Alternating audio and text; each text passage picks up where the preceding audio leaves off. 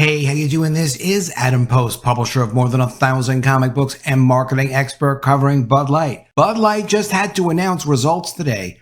They've lost $390 million in their domestic North American market where they're normally selling lots of beer.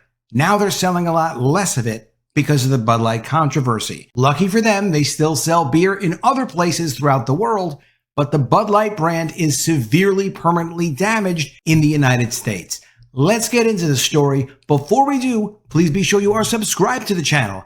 Click the bell for notifications. Give me a thumbs up. I really appreciate you. I'm trying to get to 30,000 subscribers, so if you can subscribe, please do subscribe. Coming from the Daily Mail, Anheuser-Busch lost a staggering $390 million in second quarter sales after Bud Light sales to retailers plunged 14% from the brand's ridiculous partnership with transgender influencer Dylan Mulvaney. Anheuser-Busch lost a whopping $390 million in sales after they partnered with transgender influencer Dylan Mulvaney. The parent company blamed the volume decline of Bud Light for the drop of revenue in their second quarter. Figures show that their total U.S. revenue declined by 10.5% in the April to June period from a year earlier. That's for all the beer they're selling. The world's largest brewer said Thursday that sales to U.S. retailers plunged 14%, adding that they had been underperforming the industry. This was a direct result of the tie-in with Dylan Mulvaney. For the second quarter of 2022, and that's April through June, Anheuser-Busch sold $2.73 billion worth of beer to stores. But for the second quarter of 2023, sales dropped to $2.35 billion, a slump of $390 million in 1 year just for those 3 months. That doesn't take into account all of the extra promotions they did and all of the practically free beer stuff they did. It doesn't take into account all the extra advertising, which isn't really working so well. All of that tripling their ad budget. It doesn't take into account all the expired beer they had to buy back. It doesn't take into account all the promotional cash incentives that they've been giving to distributors, to retailers, to drivers, even to bar owners. They're giving cash. When the promotions finally come off of Bud Light and they've lost all the shelf space they're about to lose, it's going to be a permanently devastating hit to the Bud Light brand. It's going to be a much, much smaller brand because these guys do business all over the world, an even bigger conglomerate than just Anheuser-Busch itself. It also includes InBev. They've got 500 worldwide brands. They're able to make up some money in Brazil and China. And if it wasn't for Brazil and China, they would be in even more trouble than they're in right now. Now, their ads that we've all seen, they keep promoting and they keep getting mocked mercilessly on YouTube, beyond mercilessly on Twitter, have not been working for them. It's not been getting people to take interest in the beer again. This article's from the Wall Street Journal.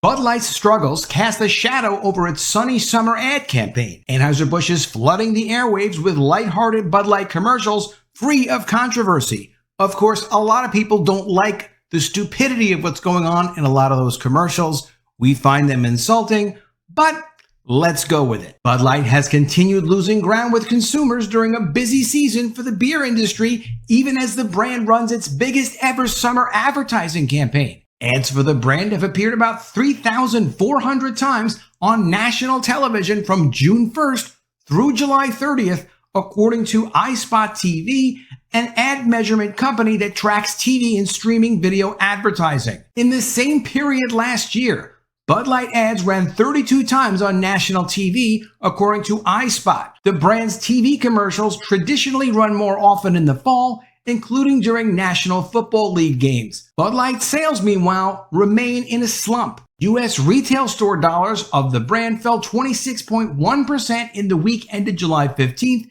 and 26.8% in the week through July 22nd, compared with their respective year-earlier periods, according to analysis of NIQ data by Bump Williams Consulting. Of course, we go through that data all the time, and of course, that's not the volume drop, that's the revenue drop. And of course, the revenue looks better than the volume for Anheuser-Busch because they had a price increase and that has helped them a little bit. In the 4 weeks ended July 22nd, Bud Light accounted for 6.8% of U.S. retail stores' beer dollar sales compared with Modelo Especial's 8.8%. Bud Light lost its crown as the top-selling beer in the U.S. to Constellation Brands' Modelo Especial in May. And let's remember, Modelo Especial, yes, Anheuser-Busch owns them in every other country except the United States, but when it does well in the United States, it doesn't do anything for Anheuser-Busch. Bud Light parent Anheuser-Busch is entering its 5th month of trying to untangle itself from a boycott sparked by a social media collaboration between Bud Light and transgender influencer Dylan Mulvaney. Distributors continue to struggle to sell Bud Light to retailers and bars, beer industry analysts say. And Anheuser-Busch last month said it was laying off hundreds of workers, anywhere from 350 to 400 of them, at its U.S. offices, including corporate and marketing roles in St. Louis, New York, and Los Angeles. But that doesn't include, probably unfortunately, a couple of thousand people that are going to start getting laid off in September. We will see when those reports come in of the reduced shelf space for Bud Light and the rest of Anheuser-Busch's beers. They're going to have to cut production. There's just no way around it. The current ad campaign promoting Bud Light, which began late June, is working hard to portray a sunnier image. It's not working. The comic effort, an extension of the easy-to-drink, easy-to-enjoy theme Bud Light introduced during the Super Bowl, features beer drinkers confronting summertime mishaps, such as falling out of a hammock and burning bare feet on sun-scorched asphalt, but enjoying Bud Light with ease. Anheuser-Busch InBev CEO Michael Zuccaris said on an earnings call in May that the company would triple Bud Light's U.S. media budget during the summer, the result of the brand's biggest ever summer campaign, according to the company. Of course, he said they were doing this to try to address the controversy. They thought they could just spend an extra couple of $100 million on advertising and that would just fix everything. Well, it really hasn't. If anything, it's made it worse because the more you see Bud Light in ads wherever you go online, the more you just don't like them. And you're reminded of the problem and the disrespect they showed customers and continue to show customers. Quote, "We stand behind Bud Light and will continue to invest in the brand to drive it forward," Zuccaris said on the May call. The company this month is also staging the Bud Light Backyard Tour, a free concert series in Nashville and Oklahoma City, among other locations. Investment in brand marketing, emotion-led activity to educate or remind consumers about a brand, rather than promotions to drive revenue quickly, often requires time to reap rewards because consumers usually need to be exposed to a brand several times before they pay attention, said Stephanie Boyer, professor of marketing at Bryant University. That is not applicable in this situation, Stephanie, and she should certainly know better. The problem is they rebranded it with Dylan Mulvaney. Any regular person could have gone and ordered Bud Light at a bar, drank the Bud Light. It would have been a point of no controversy, no strangeness, no odd identity. That's the way it was.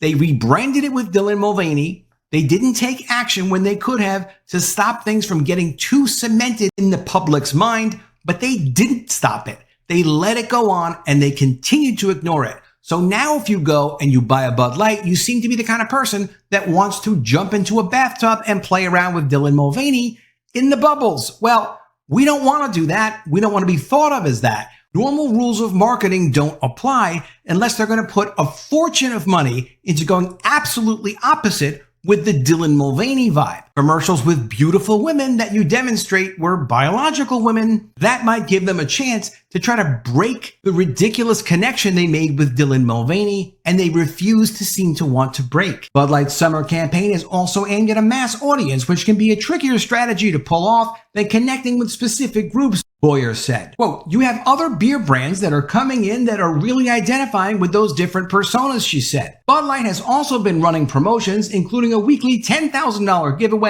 and a $15 rebate program on large packs aimed around the July 4th holiday. Some industry experts said that any kind of marketing is unlikely to materially shift Bud Light's fortunes under current conditions. Many Bud Light drinkers have felt insulted for myriad reasons, whether they dislike the Mulvaney promotion or believe the brand should have publicly supported the influencer.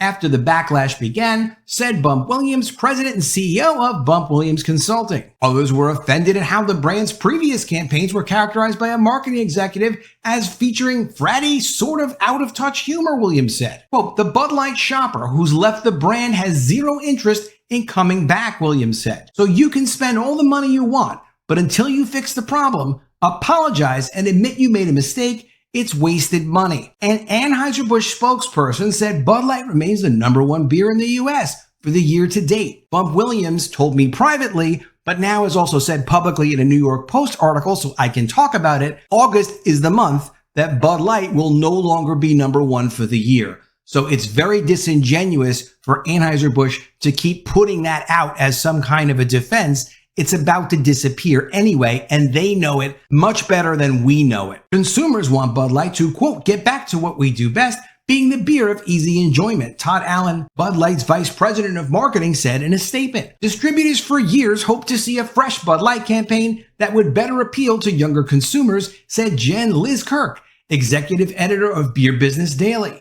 The summer campaign, at the very least, represents a commitment to the brand after the Mulvaney incident, she said. Quote, Anheuser-Busch couldn't and can't just abandon their biggest brand as it flounders, especially as distributors have been clamoring for them to do something, as they continue to do, Liz Kirk said in an email. So they've gone and destroyed the Bud Light brand. Sales are obviously down, and they're going to continue to be reduced as time goes on and as they lose more shelf space. Will they ever apologize? Will they ever do a campaign that's kind of the anti-Dylan Mulvaney campaign? That's what they should spend like $500 million on if they want to keep the brand going. It seems to be they're doing enough business in China and Brazil and other countries that they kind of don't care. So they're just going to let the brand die. So we can enjoy watching this brand die and watching this company who, if they don't care about their own brands, why should anyone else care about their brands? Let me know what you think of all this in the comments below. Always love to see your ideas.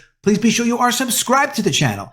Click the bell for notifications. Give me a thumbs up, and I'll see you again soon with another video. And if I don't see you, I will miss you.